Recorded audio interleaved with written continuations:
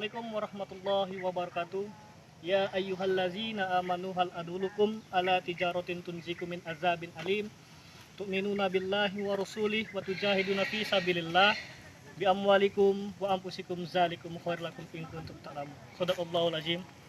Yang saya hormati Bapak dosen saya audit kinerja manajemen Bapak Gufar. Di sini saya Agung Aditya Wibowo, NPM 163114075, ingin membahas tentang audit kinerja manajemen. Untuk itu, mari kita bahas sama-sama. Ada 3 pembahasan dalam audit kinerja manajemen. Yang pertama, apa pengertian audit kinerja manajemen? Yang kedua, apa manfaat audit kinerja? Yang ketiga, bagaimana perencanaan audit kinerja manajemen? Yang pertama tadi ialah pengertian audit kinerja manajemen. Audit kinerja merupakan perluasan audit keuangan yang biasa dilakukan oleh organisasi, baik sektor publik maupun sektor bisnis. Dari proses dan teknik pengauditan, pada dasarnya tidak dapat perbedaan antara audit keuangan dan audit kinerja. Audit keuangan adalah suatu proses yang sistematis untuk memperoleh dan mengevaluasi bukti secara objektif atas asersi manajemen mengenai peristiwa dan tindakan ekonomi.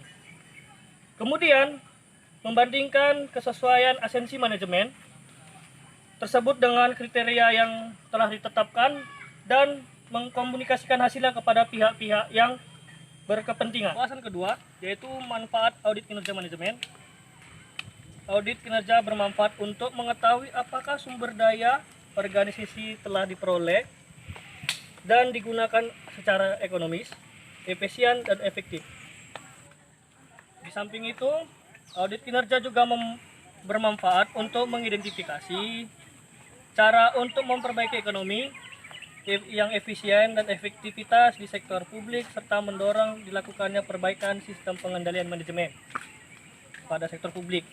Secara lebih spesifik, manfaatnya dilakukan audit kinerja yang bagi organisasi sektor publik antara lain yaitu meningkatkan pendapatan.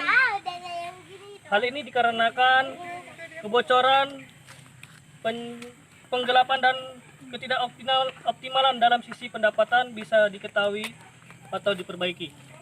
Yang kedua, mengurangi biaya atau belanja.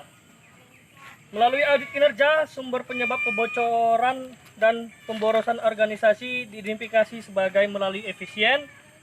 Organisasi dapat melakukan penghematan biaya. Memperbaiki efisien dan produktivitas, hal ini juga berarti memperbaiki proses. Yang keempat, memperbaiki kualitas pelayanan yang diberikan.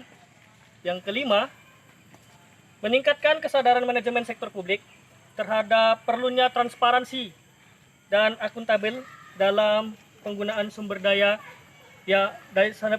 publik maksudnya. Itu tujuan audit manajemen. Yang pertama yaitu audit kinerja performance dan manajemen dan berbagi fungsi dalam perusahaan.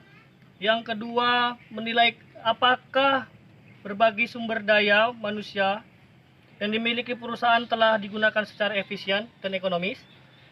Yang ketiga, penilaian efektivitas perusahaan dapat mencapai tujuan yang telah ditetapkan oleh top manajemen.